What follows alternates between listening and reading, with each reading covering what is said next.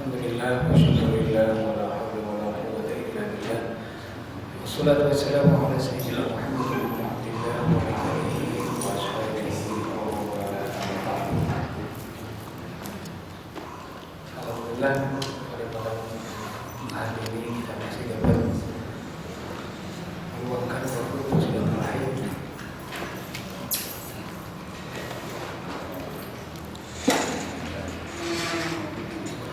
Selamat datang kepada apartemen yang sudah sama-sama bergabung.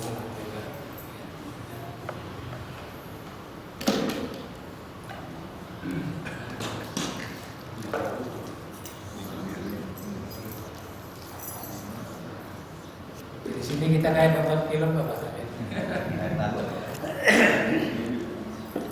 Sekali lagi mohon maaf, rupanya mungkin dari hari kemarin saya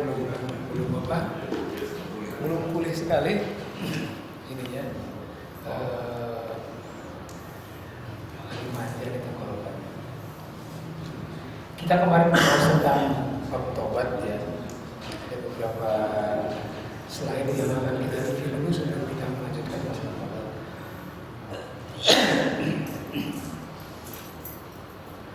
Jadi seperti yang terakhir kita review bahwa dalam bertasawuf itu ada tahapan-tahapan.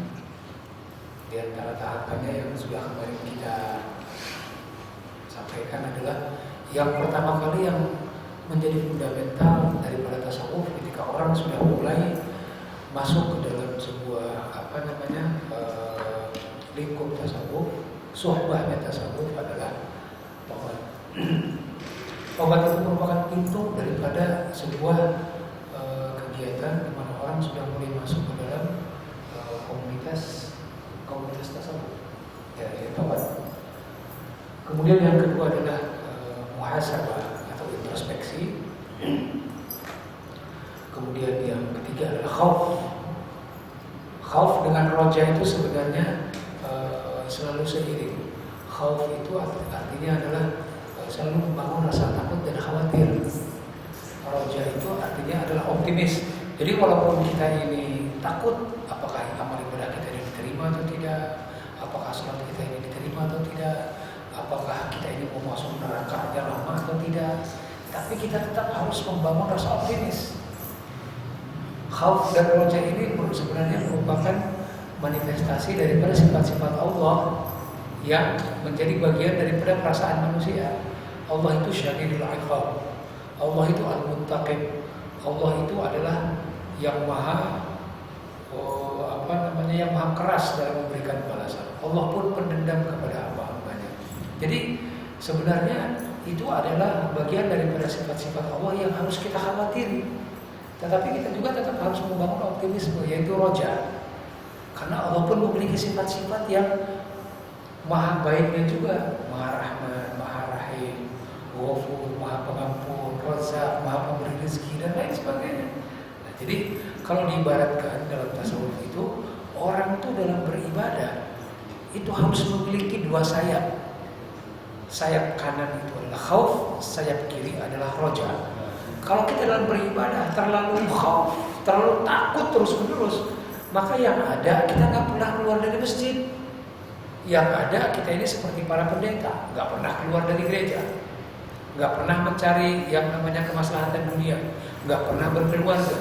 Jadi dia membangun rasa takut yang berlebihan, sehingga dia tidak mau untuk melakukan aktivitas yang sudah menjadi fitrah daripada dia sebagai manusia.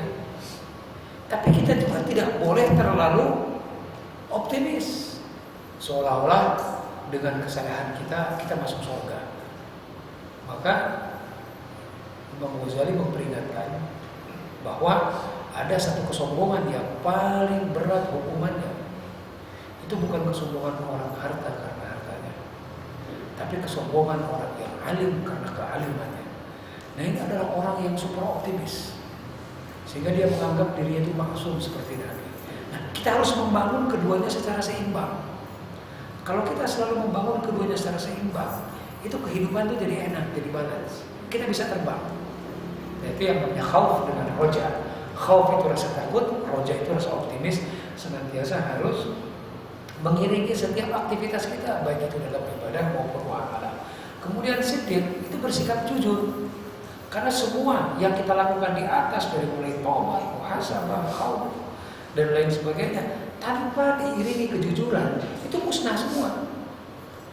Akhirnya apa? Yang sering seperti yang tadi kita bahas pagi-pagi di Baitul Mutakin, banyak orang yang ngulang lagi tobatnya, otomatis kalau ngulang lagi tobatnya, muhasabahnya juga ngulang. Rasa takutnya juga diulang lagi bagaimana dibangun, rasa rojanya juga dibangun lagi, begitu seterusnya. Karena apa? Siddiqnya ini belum menjadi fundamental dalam beribadah. Makanya yang namanya Rabi Al-Adawi yang mengatakan bahwa istighfaruna yahtaju ila istighfar. Istighfar yang kita lakukan setiap hari, setiap saat itu masih membutuhkan istighfar. Jadi ketika kita beristighfar, sebenarnya harus kita istighfari itu adalah dosa karena kita belum meyakini dengan istighfar kita yang pertama. Itu. Ya. Jadi seperti ini, mohon maaf ya kalau tadi pernah saya sampaikan tadi pagi, yang namanya sholat itu adalah bentuk atau manifestasi daripada orang memohon ampun karena kesalahan dan dia juga memohon berkah dan rahmat. Itu adalah sholat. Jadi ada komponen tobat dalam sholat. Ada komponen tobat dalam sholat. Kok kenapa habis sholat kita beristighfar? Yang kita istighfarin setelah kita sholat adalah yang pertama itu sholat kita itu sendiri. Mungkin sholat kita ini ngelantur, mungkin sholat kita itu waktu kita sholat kita ngelampang ke sana kemari, mikirin yang enggak, otak kita muter kemana-mana. Itu yang kita istighfari. Karena sholat itu adalah istighfar, maka istighfar kita dalam sholat itu harus kita istighfari. Karena apa? Kita belum belajar jujur, kita belum sepenuhnya jujur dengan sholat kita. Itulah pentingnya kejujuran dalam fundamental masalah. Kemudian ikhlas. Orang akan mencapai makom ikhlas setelah melalui tahap-tahap itu. Sulit. Ikhlas itu nggak gampang. Ikhlas itu berat. Jangan salah. Seorang yang berilmu pun keikhlasannya itu gampang sekali tergoda. Seperti para salafus saleh, orang-orang yang sering mengadakan majelis-majelis pengajian waktu zaman dahulu di abad-abad pertama, itu semakin banyak jamaahnya, dia semakin suka. Dan sebaliknya ketika jamaahnya semakin berkurang, dia semakin tidak termotivasi. Itu adalah ujian keikhlasan bagi orang yang berilmu. Maka pernah Sufyan Ats-Tsauri nyamperin salah seorang sahabatnya yang lagi memberikan tausiah. Sahabatnya itu kebetulan senang banget karena jamaah dia di halaqah masjid itu lagi makin banyak. Kemudian dia samperin sahabatnya itu, kalau kamu sudah mulai hati kamu bangga dengan banyaknya jamaah ini, berarti keikhlasan kamu sudah mulai terganggu. Berarti keikhlasan kamu sudah mulai dipertanyakan. Sebelum engkau justru menumpuk dosa dengan ketaatan kamu ini, lebih baik engkau pergi. Maka tiba-tiba Sufyan Ats-Tsauri itu pergi. Seorang sahabat dari para Sufyan Ats-Tsauri itu pergi. Karena dia merasa, dia diingetin sama sahabatnya. Ternyata betul yang dibilangin sahabatnya. Dia semakin bersemangat ketika dalam pengajian itu jamaahnya makin banyak. Nah ini, jadi terkadang yang namanya keikhlasan ini menghinggapi hatta sampai kepada orang-orang yang berilmu sekalipun. Ya mohon maaf untuk kalangan saya. Ini orang yang mengaku-ngaku sebagai ustaz, kadang-kadang yang namanya amplop itu bisa jadi problem. Benar. Saya ngomongnya ke sini. Soalnya dia yang nyiapin amplop. Jadi mohon maaf, benar. Itu kadang-kadang amplop bisa menjadi masalah. Kadang-kadang mohon maaf ketika mereka itu adalah ustadznya sudah level TV, dia akan bertanya tayangnya jam berapa, siapa yang nonton. Ada salah seorang ya saya nggak sebutin nama, ada salah seorang ustadz yang dia marah kemudian mengadu kepada saya. Dia belum tahu, dia nggak tahu saya juga ustadz kayak dia, gitu kan. Nah, saya juga ngaku-ngakunya ustadz, dia tahunya saya orang TV gitu aja. Ini gimana nih? Kalau menurut orang TV, slot saya kan tadinya itu jam 6:30. Tiba-tiba saya ditaruh jam setengah 4 pagi, ya. Jam 4 pagi sebelum subuh. Itu ada apa sih sebenarnya? Apa saya sudah mulai diturunkan? Apa saya sudah mulai ini, mulai itu? Nggak live sih, taping. Itu rekaman. Tapi biasanya dia tayang jam setengah 7, dimajuin lagi jadi jam 4 sebelum subuh. Dia marah karena nggak ada yang nonton. Dalam hati saya, subhanallah, untung gua nggak masuk TV. Itu lu yang masuk TV. Jadi memang berat, Pak. Ya, semakin orang tersohor, semakin godaannya semakin berat. Jadi keikhlasan ini bukan barang sepele. Makanya keikhlasan dalam urusan tasawuf nggak ditaruh di awal, ditaruh di tengah. Harus cukup fundamental dulu di awal itu, tobatnya bagaimana, muhasabahnya bagaimana. Baru ikhlasnya itu benar-benar ikhlas. Orang yang ikhlas itu adalah orang yang melihat keburukan-keburukan dia sama dengan dia melihat kebaikan-kebaikan dia. Karena ada orang tuh lebih sering melihat kebaikan-kebaikan dia. Dia nggak pernah melihat keburukan-keburukan dia. Jadi orang yang ikhlas itu adalah orang yang lebih sering melihat keburukan-keburukan dia sama dengan dia melihat kebaikan-kebaikan dia. Belajarnya dari situ dulu. Kalau kita mau belajar ikhlas, itu lihatlah keburukan-keburukan kita sama seperti melihat minimal sama dengan melihat kebaikan-kebaikan kita. Kalau kita terbiasa melihat kebaikan-kebaikan kita, jarang melihat keburukan-keburukan kita, susah kita belajar ikhlas. Untuk melihat keburukan kita, ilmunya itu ada di tobat. Ditaruh di yang pertama. Itu. Jadi ada yang namanya ilmu taubihun nafs, ilmu untuk menghina diri sendiri, ilmu untuk menghujat diri sendiri, ilmu untuk marahin diri sendiri. Itulah yang namanya tafakkur, Pak. Jadi yang namanya tafakkur itu bukan orang diberi musibah kemudian mengadu, kemudian protes, curhat sama Allah, bukan. Yang namanya tafakkur itu sebenarnya orang mengintrospeksi keburukan-keburukan dia. Kenapa Allah mengkondisikan dia dalam kondisi seperti itu? Ya. Baik, kemudian setelah ikhlas, orang gampang untuk bersabar. Jadi kita ini nggak sembarang loh nyuruh orang untuk sabar. Sabar ya Pak, waduh. Sabar itu termasuk pekerjaan yang sangat berat. Dan ini saya mengkoreksi pepatah-pepatah yang suka kita katakan ya. Sabar itu ada batasnya. Gak ada.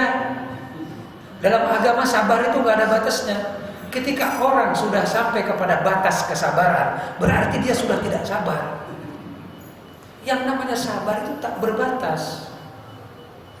Jadi kalau kita sudah bilang, lu jangan macam-macam ya, gue sampai saat ini masih sabar loh, tapi sabar gue ada batasnya, berarti lu berpotensi untuk gak sabar. Jadi kalau orang sudah mengklaim dirinya, kesabaran saya ada batasnya, berarti dia sabar. Tapi kita juga tidak boleh mengklaim orang sabar. Yang ada, kita memohon kepada Allah untuk dijadikan senantiasa orang-orang yang sabar. Kan begitu. Doa kita itu kan Allahumma ja'alna minas shabirin. Ya Allah, jadikanlah kami orang-orang yang sabar. Karena manusia itu kodratnya memiliki batas dalam kesabaran. Yang maha sabar itu Allah, Pak. Yang maha sabar itu Allah. Ketika seluruh umatnya kufur sama dia, Allah tidak akan berhenti memberikan berkah dan rahmat kepada umat.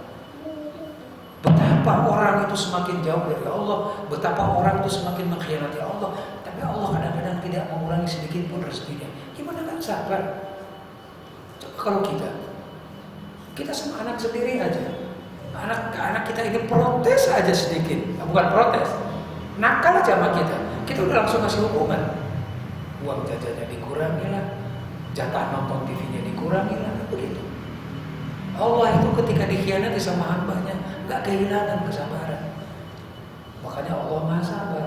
Tapi manusia memang tidak memiliki kesabaran, kodratnya begitu. Nabi saja terbatas kok kesabarannya, begitu ya. Berarti Nabi sendiri sering minta petunjuk sama Allah untuk senantiasa dimasukkan menjadi orang-orang yang sabar. Kemudian wara itu artinya adalah hati-hati dalam beribadah. Wara itu makomnya sudah meninggalkan yang haram dan yang makruh, yang mubah aja sebagian yang dia lakukan, ya, yang dia lakukan cuma yang wajib dengan yang sunnah, yang mubah aja sebagian, itu namanya wara. Kalau zuhud, saya alhamdulillah saya nggak merokok, Pak, tapi saya bisa sisa. Kalau ngerokok sigaret enggak, saya pindah ngisap sisa. Jadi kalau mau berhenti ngerokok, ngisap sisa. Karena sisa nggak adiktif. Pelan-pelan, nanti lama-lama ditinggalin juga. Ya. Kemudian zuhud. Zuhud itu artinya adalah meninggalkan hasrat kepada dunia. Ini yang sering saya garis bawahi terkait dengan masalah itu. Banyak orang menuding kaum sufi seolah-olah kaum sufi itu adalah zuhud yang anti dunia. Tidak. Saya tegaskan sekali lagi, yang namanya tasawuf, yang namanya zuhud bukan anti dunia. Carilah dunia sebanyak mungkin. Yang tidak boleh itu mencintai dunia. Karena cinta kepada dunia, orang itu akan menjadi hambanya dunia. Karena apa? Seseorang itu akan menjadi hamba yang dicintainya. Itu sudah pasti. Kalau kita cinta sama Allah, otomatis kita harus cinta sama Allah. Ya. Kalau kita cinta sama Allah, otomatis Allah akan memberikan kebaikan-kebaikannya sama kita. Tapi kalau kita cinta sama dunia, dunia tidak selamanya berpihak kepada kita, Pak. Jangan sampai nanti yang ada adalah awalnya kita cinta kepada dunia secara berlebihan, ketika dunia meninggalkan kita, stres. Bukan, Pak. Meninggal stroke, masih hidup, Pak. Bunuh diri. Orang bunuh diri adalah orang yang cinta kepada dunia secara berlebihan, kemudian pada waktu yang sangat instan, dia melihat dunianya sudah tidak berpihak lagi kepada dia. Mencintai istrinya secara berlebihan, mencintai perusahaannya secara berlebihan, mencintai jabatannya secara berlebihan. Ketika tiba-tiba Allah mencabut jabatannya, Allah mencabut hartanya, Allah membiarkan istrinya meninggalkan dia, bunuh diri. Nah itu. Makanya Rasulullah SAW bersabda, Habibaka au namma asa anta ayyakuna baghidaka yawmamma wa abghid baghidaka yawmamma asa an takuna habibaka yawmamma. Cintailah orang yang kamu cintai atau apapun yang kamu cintai sekedarnya, karena suatu saat dia akan menjadi musuhmu. Dan bencilah orang yang memang kamu benci sekedarnya, karena suatu saat dia akan menjadi temanmu. Gitu, Pak. Kita nggak boleh menghujat dunia, nggak boleh menghujat dunia, karena suatu saat kita juga butuh dunia. Tapi kita juga jangan terlalu cinta kepada dunia, karena somehow dunia juga nanti akan meninggalkan kita. Contohnya begini aja, saya demen banget sama Pak Dwi. Wah, semua yang kita lihat kebaikan Pak Dwi. Suatu saat ketika hubungan saya dengan dia putus, orang-orang yang tadinya ngeledekin kita, waduh, lo Pak Dwi hopeng banget sih, giliran musuhan, nah, kan? Makanya, jadi orang jangan gitu-gitu banget, kan gitu. Sama, kalau kita lagi ngebenci sama orang, jangan berlebihan, karena suatu saat jadi teman. Ntar jangan sampai dibilangin, dulu ngomongnya di belakang kayak apa, sekarang kayak gimana. Nah begitu. Jadi terhadap dunia pun, kita ini harus zuhud, bukan anti. Anti dengan zuhud berbeda. Carilah dunia sebanyak mungkin, tapi jangan dicintai. Karena kalau kita mencintai, kita akan menjadi hambanya dunia itu cukup.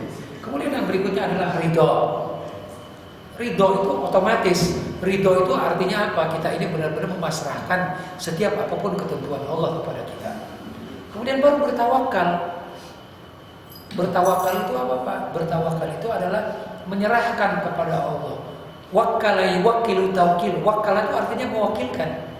Kita menunjuk Allah sebagai wakil kita untuk melakukan hal-hal yang memang sudah kita upayakan dan kita nggak sanggup. Itu baru bertawakal. Bertawakal itu bukannya berarti tidak berusaha. Ini contohnya, ada seorang bapak merasa gagal mendidik anaknya. Dia sudah mengupayakan anaknya dia ajarin ngaji di rumah, ngajarin ngaji juga di masjid, di pesantrenin, dia kuliah lagi, tapi tetap aja baru misalnya kan. Dia sudah berusaha, serahkan sama Allah. Karena apa? Anak itu milik Allah, anak itu titipan Allah. Itu baru namanya bertawakal. Itu bukannya parkir mobil di depan masjid kagak dikunci. Parkir mobil, parkir motor depan masjid kunci nggak gantung. Bapak sholatnya di depan, kemudian parkir motornya juga di belakang, bukan di depan, di bawah pohon. Orang pertama lihat biasa, orang kedua, ketiga, lama-lama ada orang pusing nih. bininya lagi di rumah sakit, gitu kan, mau ngelahirin nggak punya duit, pas dia lewat, nah ada motor, kuncinya kegantung di belakang lagi, orang-orang lagi pada sholat di masjid, setan lewat, jadi deh orang yang nggak niat pun bisa jadi itu nggak bertawakal. Makanya Rasulullah mengatakan orang yang bertawakal itu, kamu naik keledai, kamu naik onta, berhenti di rumah, berhenti di masjid, ikat supaya ontamu nggak lari, itu baru namanya tawakal. Kita berusaha dulu. Nah itu ya. Baik, ini hanya review yang kemarin. Kemudian yang berikutnya adalah syukur. Ini orang kalau sudah bersyukur, ini adalah makom yang terakhir. Ya. Enak kalau kita bersyukur dengan didahului oleh ilmu-ilmu yang sebelumnya. Syukur kita itu benar. Syukur kita itu nggak hanya di mulut. Selama ini kan kita kalau bersyukur hanya sekedar mengucap alhamdulillah. Syukur yang paling benar adalah di mulut kita mengucapkan syukur, hati kita mengucapkan syukur, kemudian hati kita memberikan komando kepada otak kita untuk menggerakkan seluruh anggota badan, bagaimana anggota badan kita itu bersikap bersyukur. Begitu. Jadi kalau kita mendapatkan rezeki kita dimanfaatkan untuk hal-hal yang baik. Itu artinya adalah bagian daripada bersyukur. Nah ini kemudian, ini adalah bab taubat ya. Tahapan taubat. Mohon maaf ya. Ini slide-nya makin di sini makin sedikit, nggak banyak tulisannya. Taubat itu harus diawali dengan ilmu. Jadi nggak sembarangan taubat. Taubat itu ada ilmunya. Makanya kenapa banyak orang gagal taubat? Taubat kumat karena nggak tahu ilmunya. Ya, taubat. Kemudian sikapnya itu seperti apa? Kemudian yang berikutnya baru tindakan. Sikap dengan tindakan itu beda. Sikap itu mindset. Kalau tindakan itu action. Jadi taubat itu tahapannya ini. Pertama ilmunya dulu. Tidak banyak orang yang tahu ilmu taubat. Kalaupun dia tahu ilmu taubat, belum tentu dia genah untuk melaksanakan apa yang sudah diketahui. Yang pertama kali adalah hukum taubat.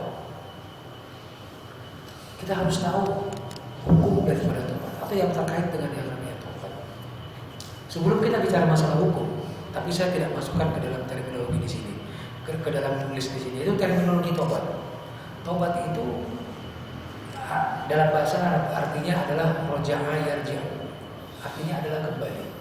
Taba yatubu artinya adalah roja'a yarji'u. Anaba yunibu, yaitu kembali. Kenapa kita kembali, Pak? Sekarang pertanyaannya begitu. Kenapa kita kembali? Ya. Kenapa kita kembali? Karena kita pergi. Kan gitu. Kita ini dikatakan kembali karena kita pergi. Pergi dari mana? Dari tempat yang semestinya ada ke tempat yang semestinya kita tidak berada di situ. Sehingga kita harus kembali. Nah, jadi makna taubat itu adalah kembalinya kita dari tempat di mana semestinya kita tidak berada di situ. Itu tempat yang penuh dengan potensi-potensi untuk berbuat dosa. Hukum daripada taubat itu adalah wajib. Kenapa saya katakan wajib? Yang namanya cinta dan takwa kepada Allah itu adalah wajib. Taubat itu merupakan bagian daripada cinta dan takwa kita kepada Allah. Misalnya kita dengan istri ada di rumah, kita merasa melakukan suatu kesalahan, dan kebetulan kesalahan kita itu diketahui sama istri kita. Apa yang kita lakukan? Karena dia kita cintai dan kita masih mengharapkan cinta istri kita, maka kita minta maaf. Minta maaf itulah bentuk kecil daripada tobat kita kepada manusia. Nah, ketika tobat menjadi syarat untuk munculnya ketakwaan seseorang kepada Allah, di mana ketakwaan kepada Allah itu adalah hukumnya wajib, maka tobat yang mengantarkan kita kepada ketakwaan pun hukumnya wajib. Dalam kaidah ushul fikih dikatakan ma la yatimul wajib illa bihi fa huwa wajib. Sebuah kewajiban yang tidak lengkap kecuali adanya kewajiban yang lain atau hal yang lain, maka hal yang lain itu menjadi wajib. Taubat ketika menjadi bagian komponen daripada ketakwaan kita kepada Allah yang wajib, maka taubat menjadi wajib. Jadi taubat bukan pilihan. Kapan-kapan lu taubat ya? Bukan. Jadi kalau kita sama teman kita, lu kapan-kapan taubat ya? Jadi seolah-olah taubat itu pilihan. Yang harusnya kita katakan, taubat lu, taubat sama dengan kita nyuruh sholat. Sholat. Puasa sama dengan kita nyuruh, tobat. Bukan, lu gak tobat. Beda. Jadi tobat hukumnya wajib dan segera. Kenapa segera? Karena kita jangan sampai meninggal dalam keadaan su'ul khatimah. Jadi segeranya ini adalah karena terkait dengan urusan nyawa. Nyawa itu gak pernah diketahui sama manusia. Al-ajalatu minasyaiton illa fi salatin. Ketergesa-gesaan itu merupakan sifat daripada syaitan, kecuali 3 perkara. Yang pertama kali adalah tazwijul bikr, yaitu menikahkan anak gadis yang sudah balik dan kebetulan sudah punya pasangan, segera nikahin. Anak kita kalau sudah balik, gadis, menikahkan anak gadis yang sudah balik dan kebetulan ada yang mau, itu hukumnya harus disegerakan. Kemudian yang kedua adalah ada udain, yaitu membayar hutang. Membayar hutang jangan ditunda-tunda. Susah Pak. Kalau melihat kapan datang, kita udah diatur. Wah, kalau nanti bonus lebaran nih keluar nih, gaji kita kan banyak, separuh dipakai untuk THR, di pulang kampung, separuh mau bayar hutang. Kalau begitu udah di tangan Pak, setannya lebih banyak lagi. Bener. Jadi yang namanya harta, seperti yang Rasulullah katakan, harta itu punya saudara kembar. Saudara kembarnya harta itu ada 2 Pak. Ada yang tahu? Ada yang masih ingat nggak? Pernah saya sampaikan. Harta itu saudara kembarnya 2. Yang pertama adalah fitnah. Yang kedua adalah ahli waris. Gitu. Jadi kalau kita mendapatkan harta, itu otomatis kembarannya itu harus kita sadari ada di situ. Pertama fitnah. Fitnah itu problem. Fitnah itu masalah. Jangan dipikir harta itu selamanya membawa solusi. Tidak. Banyak harta juga membawa masalah. Dan ingat, harta juga membawa yang namanya ahli waris. Walaupun kita nggak punya anak, ada orang tua, ada saudara kandung, ada om, ada kakek, ya. Jadi yang namanya harta itu punya saudara kembar yang nggak boleh kita pisahkan, yaitu fitnah atau permasalahan dengan apa namanya ahli waris. Tadi kita ngomong di mana? Hah? Ya? Oh ya, al-ajal. Kemudian baru yang ketiga adalah tobat. Ini ngomongnya ngelantur. Tobat itu harus disegerakan hukumnya. Jadi hanya 3 yang kita wajib terburu-buru. Selain yang 3 ini, nikahin perawan yang udah balik, bayar utang, sama tobat, itu harus buru-buru. Selain itu, kalau kita buru-buru, urusannya setan. Gitu ya. Nah itu. Kemudian setelah kita tahu hukumnya, bahwa hukum daripada tobat itu adalah wajib dan segera, kita harus tahu bahaya dan sebab daripada dosa. Ini bagian daripada ilmu sebelum kita tobat ini. Dosa yang kita lakukan itu bahayanya apa? Dan musababnya ini kok kenapa saya melakukan dosa ini di mana? Itu Pak. Kita harus tahu. Kalau kita nggak tahu bahayanya dosa, nggak mungkin kita ini akan sampai kepada makomnya tobat. Maka orang yang melakukan, katakanlah, ini kalau ngomongin dosa yang paling enak tuh dosa korupsi apa ya? Ya ini yang paling keren lah. Atau dosa ngebohongin orang ketika jadi calon kemarin misalnya kan? Ya kan? Ngebohongin orang. Udah gagal, ya kan? Duitnya habis, dimarahin sama orang, dimarahin sama investor dia dan lain sebagainya. Ya itu, ya. Jadi yang namanya dosa itu kita harus tahu bahaya dosa yang kita lakukan itu apa, kemudian sebab-sebabnya apa. Katakanlah kalau kita berzina, bahaya zina itu apa? Sebab-sebabnya kita melakukan zina itu apa? Kita harus tahu. Kalau kita tahu sebab musababnya kita melakukan zina, akan mudah kita untuk terhindar dari perbuatan yang sama. Kalau kita tahu bahayanya zina, kita akan mudah untuk menghindari urusan seperti itu. Dan itu adalah bagian daripada ilmu. Kadang-kadang kita ini perlu dikasih tahu. Atau kadang-kadang kita pernah tahu tapi lupa. Maka dibutuhkan teman. Atau kita tahu nggak lupa, tapi kadang-kadang suka pengen ngelupain. Jadi di antara ilmunya tobat itu adalah hukum tobat bagaimana, kemudian bahaya dan sebab dosa itu bagaimana. Karena yang ditobati itu kan dosa, perkaranya itu harus kita tahu dulu. Makanya betapa marahnya penyidik-penyidik KPK ketika mendapati para tersangkanya itu ngeyel, nggak ngaku. Jangankan penyidik Pak, kita aja yang baca berita tuh kesel kan. Kalau ngelihat orang lagi di sidang KPK masih muter-muter kesana kemari, waduh Pak. Orang kalau udah ketahuan dia korupsi, udah ketahuan dia berbuat salah, masih muter-muter. Kayak tadi pagi tuh anaknya Mensos. Saya ini kan prosedur Pak, saya sudah ngikutin prosedur tender Pak. Ya sudah itu. Yuk. Tapi kan perusahaan yang kamu ajak gandeng itu kan perusahaan bekas office boy. Loh, tapi kan secara legal formal kan dia. Wah, gitu. Ya. Ini mohon maaf ini kalau misalnya pun toh dia masuk penjara, dilepas lagi, korupsi lagi, itu udah pasti. Karena dia nggak ngerti bahayanya korupsi dan dia nggak mau mengakui sebab musababnya dia terjerumus ke dalam korupsi, kan gitu. Kalau misalnya sebab musabab dia terjerumus ke dalam korupsi misalnya karena bisikan bininya yang terlalu banyak mau, terlalu materialistik, ajarin bininya nggak bisa diajarin, ceraiin, kan ganti yang lebih bagus. Nambah.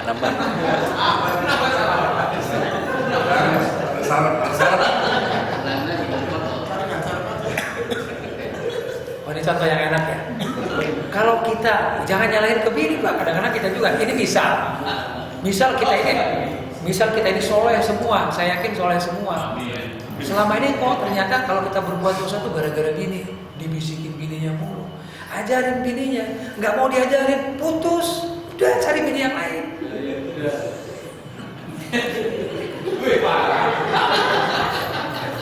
Begitu juga ibu Bu, misalnya ibu ngeliatin laki ini banyak berbuat dosa nih, gitu ya Bu ya. Tapi insya Allah suami ibu baik, ibu juga baik. Mohon maaf. Kita ini orang-orang yang setia Bu, ya.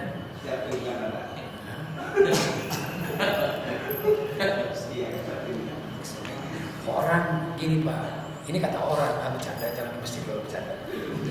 Akhirnya, ya, kita harus tahu bahaya dan sebab daripada dosa. Kemudian ini yang nggak kalah pentingnya, keburukan sifat diri. Kita tahu bahaya dosa. Kemudian kita tahu sebab musababnya, ini kan kebanyakan dari luar musababnya. Kalau keburukan sifat diri adalah sebab-sebab dari dalam.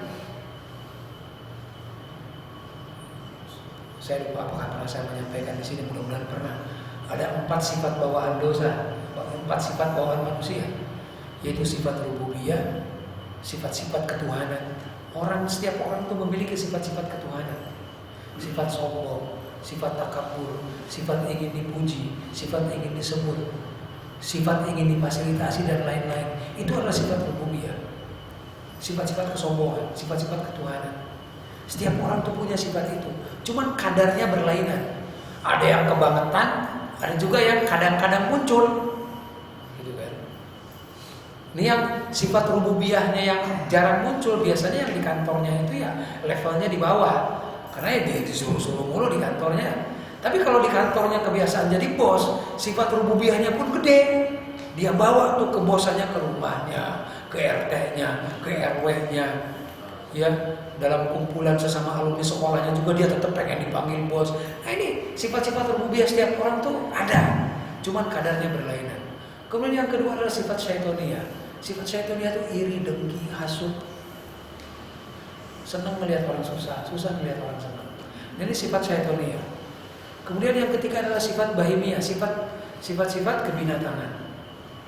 Makan, tidur, seks, itu aja yang dipikirin kalau binatang. Kemudian yang keempat adalah sifat baik sabu'iyah, yaitu sifat predator, sifat binatang buas. Adanya itu pengennya itu nimpuk aja, gibah orang aja, bunuh orang, malakin orang, ya. Nah, itu adalah sifat predator. Dia nggak senang kalau melihat ada orang mengganggu teritorial dia. Itu sifat predator. Setiap orang itu punya karakter daripada 4 sifat itu. Cuma berlainan. Nah, kalau kita berbuat dosa, kita tinggal mengevaluasi saja. Faktor eksternalnya apa? Faktor internalnya itu pasti ada dari salah satu 4 sifat bawaan kita. Kalau kita tahu dosa kita itu dilatar belakangi faktor eksternalnya apa, faktor internalnya apa, kita gampang untuk mentobatinya. Dan itu adalah bagian daripada ilmu, yaitu ilmu tentang keburukan sifat diri atau taubihun nafs. Kemudian yang berikutnya adalah ilmu untuk bertakwa, ilmu agama. Ya. Jadi otomatis ini penting. Pentingnya kenapa? Karena nanti dalam tindakan ada yang namanya wa'at bi'is sayyi'atil hasanatan tamhuha, dan ikutilah perbuatan-perbuatan burukmu dengan perbuatan-perbuatan yang baik. Nah, perbuatan yang baik itu kan butuh ilmu. Sekarang Bapak udah tobat, pengen berbuat baik. Berbuat baiknya apa ya? Lah kalau kita nggak pernah ngaji, nggak tahu ilmu agama kan pusing mau berbuat baik. Tobatnya iya, tapi mau mengganti dengan perbuatan baik yang bagaimana? Mau sholat sunnah, mau membanyakin sholat sunnah, caranya sholat sunnah juga nggak tahu. Mau puasa sunnah itu apa ya? Mau sedekah itu ke siapa ya?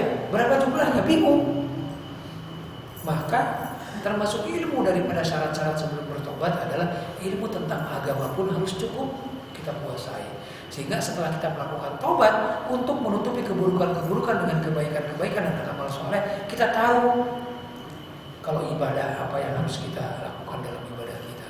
Kalau sedekah bagaimana caranya, kalau puasa bagaimana caranya, kalau sholat bagaimana caranya. Kemudian sikap itu adalah bentuknya penyesalan, Pak. At-taubatu an-nadamah. Taubatnya itu intinya adalah penyesalan itu. Makanya kalau misalnya ada orang yang berbuat dosa, kemudian dia menyesal, dia belum bertobat, belum istighfar, tapi dalam hatinya ada penyesalan, kakinya sudah masuk ke dalam tobat. Allah sudah mengampuni sebagian daripada dosanya. Atau dia berbuat dosa, kemudian dia punya rasa takut akan adab Allah, Allah sudah mengampuni sebagian daripada dosanya.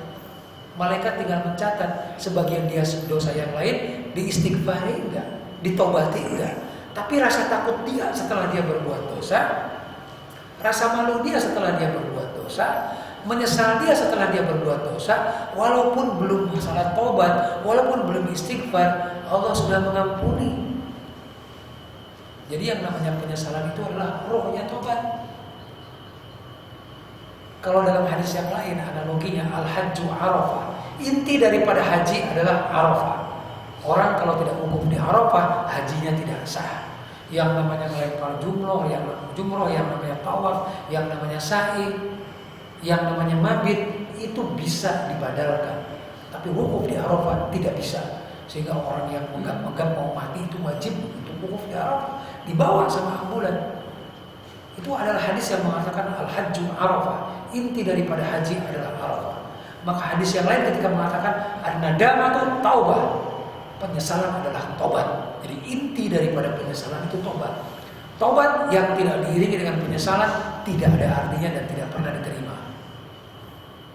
Jadi kalau kita habis berbuat dosa, habis berbuat maksiat, tiba-tiba keinget, kemudian langsung menyesal, itu sudah sebagian daripada tobat. Dan itu sudah bagus. Tinggal nengok kanan, nengok kiri, tanya ada masjid enggak? Wah, masjid di sana Pak. Udah ke sana. Wudu, sholat tobat, baru lengkap. Itu. Pertama menyesal, setelah itu nanya orang, Pak ada masjid enggak di sini? Sebelah sana, udah sana. Wudu, sholat tobat 2 rakaat, baca istighfar sebanyak-banyaknya. Selesai. Serahkan kepada Allah.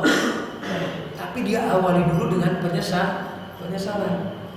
Mungkin yang berikutnya adalah tindakan. Setelah kita menyesal sebagai yang menjadi bagian daripada sikap, baru kita bertindak. Tindakannya apa? Segera meninggalkan maksiat itu, jangan dilakukan lagi. Gitu ya. Jangan dilakukan lagi. Termasuk jangan mendekati tempat-tempat atau faktor-faktor eksternal yang membuat kita ini terjerumus ke dalam dosa yang sama. Termasuk kita juga harus mendidik diri kita dengan riyadhah, dengan latihan-latihan jiwa untuk mengendalikan hawa nafsu kita yang 4 itu tadi. Dosa saya itu berasal dari 4 nafsu saya yang mana? Yang namanya 4 nafsu itu Pak, gak bisa dihilangin. Itu sudah menjadi kodrat daripada manusia, sudah bawaan badan kita. Kita ini hanya tinggal mengendalikan. Jadi yang 4 nafsu itu harus kita kendalikan, bukan dihilangkan. Semakin kita lawan, semakin kita akan terbebani, semakin berat perjuangannya. Gak mungkin itu kita lawan, tapi yang ada kita kendalikan. Ini ada benarnya juga. Makanya dalam teori agama Hindu digambarkan bahwa yang namanya nafsu itu seperti kerbau, kemudian diinjak oleh patung dewa, gitu kan? Ada patung dewa yang menginjak kerbau. Itu artinya apa? Kerbau itu simbol daripada nafsu. Kenapa diinjak? Jadi yang namanya kerbau itu gak bisa dimatikan, gak bisa dibunuh, tapi dikendalikan. Jadi 4 nafsu yang ada dalam diri kita gak bisa kita hilangkan, gak bisa kita bunuh, gak bisa kita lawan, tapi yang ada dikendalikan. Ya, maka tindakannya adalah sesegera mungkin kita menghindari faktor-faktor eksternal yang membuat kita terjerumus ke dalam dosa. Kemudian faktor internalnya kita lebih sering mengendalikan dosa, potensi-potensi sifat buruk yang ada dalam diri kita. Karena yang kita omongin ini adalah koridor tasawuf. Bagaimana caranya? Ini adalah tugas seorang murid untuk datang kepada mursyidnya, minta bimbingan. Gitu. Karena yang kita omongin ini koridornya adalah tasawuf, ada hubungan antara dengan mursyid, maka salah satu tindakannya setelah dia meninggalkan faktor-faktor eksternal di mana dia terjerumus ke dalam dosa, untuk faktor internalnya dia harus berkonsultasi sama mursyid. Ya Syekh, saya punya tabiat buruk, gampang marah. Gimana caranya? Seorang mursyid pasti akan tahu bagaimana caranya mendidik muridnya agar lebih bisa mengendalikan amarah. Pernah nggak kita diajari untuk menghilangkan amarah? Ada nggak kata-kata menghilangkan amarah? Nggak pernah ada. Yang ada adalah mengendalikan amarah. Kita tidak bisa menghilangkan rasa takut. Yang ada adalah mengendalikan rasa takut. Jadi tindakannya segera meninggalkan maksiat. Yang kedua adalah memperbanyak ibadah. Wa atbi'is sayyi'atal hasanata tamhuha. Karena ada kalanya Pak, kita ini banyak berbuat dosa karena banyak waktu kosong, banyak pikiran kosong, banyak aktivitas kosong. Maka untuk menutupi waktu kosong kita, maka untuk memenuhi energi kita yang berlebihan, yang selama ini tersalurkan ke dalam maksiat, kita penuhi dengan perbuatan-perbuatan ibadah. Jadi perbuatan ibadah ini adalah untuk menutupi, untuk ngeganjel aktivitas-aktivitas, waktu-waktu, energi-energi yang selama ini kita gunakan untuk maksiat. Jangan sampai energi kita nganggur, jangan sampai waktu kita nganggur, jangan sampai pikiran dan konsentrasi kita nganggur, kemudian tergoda lagi untuk masuk ke dalam dosa. Itulah pentingnya perbuatan amal soleh kalau kita bertobat dari dosa-dosa yang sudah kita lakukan untuk menutupi kekosongan-kekosongan itu. Kemudian yang terakhir adalah mengembalikan hak manusia.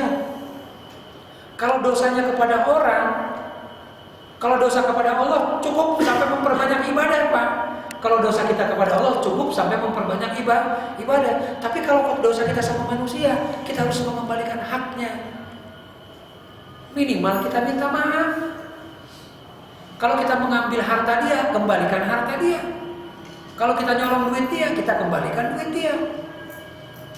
Tobat seseorang kepada manusia tidak akan lengkap kalau kita tidak mengembalikan hak manusia yang kita maksiati. Gitu ya.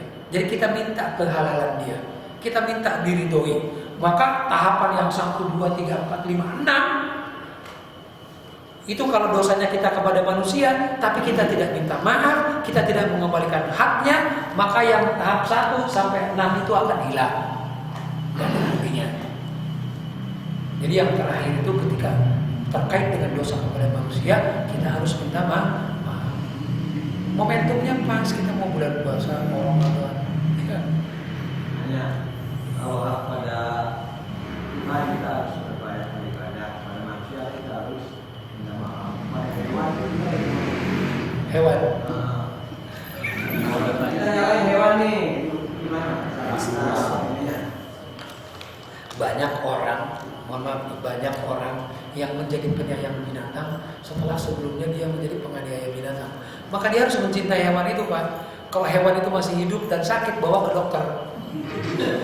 Kalau kebetulan hewan itu mati, kebetulan hewan itu kucing ya, kemudian mati, ya mulai detik itu kita harus menjadi penyayang binatang. Mohon maaf, ketika kita mendengarkan kisah, ada dua kisah yang bertolak belakang. Ada seorang pelacur yang selama hidupnya melacur, kemudian dia memberikan minum kepada seekor anjing yang tengah kehausan, dia masuk surga. Tapi sebaliknya ada seorang wanita yang tiap malam dia tahajud, tiap siang dia puasa, tapi dia sering menganiaya kucing, dia masuk neraka. Itu kan simbol betapa binatang pun. Terima kasih Pak Ito, saya lupa di situ menaruh binatang, hak manusia, binatang dan alam sekitar. Tambahin sendiri dah. Terima kasih banyak Pak Ito atas ilmunya, ya. Mengembalikan hak manusia, binatang dan lingkungan. Jadi kalau yang selama ini merambah hutan, maka hutannya harus dihijaukan lagi tuh. Jadi kalau kemarin-kemarin kita ngebakar hutan buat bangun kelapa sawitnya hancurin lagi, hutankan kembali. Betul, benar itu. Dia mengambil haknya orang hutan, dia mengambil haknya ular, mengambil haknya binatang-binatang yang ada di situ. Jadi bagi para perambah hutan untuk membuat kebun sawit, kalau dia mau tobat, itu kebun sawit dihancurin, dihutankan kembali. Terima kasih Pak Ito. Jadi bukan hak manusia saja, tapi hak binatang dan hak-hak termasuk hak lingkungan. Ini saja mungkin pengantar bab tobat kita pada malam hari ini. Mudah-mudahan bisa menjadi tausiah buat diri saya pribadi. Kurang lebih mohon maaf. Wassalamualaikum warahmatullahi wabarakatuh.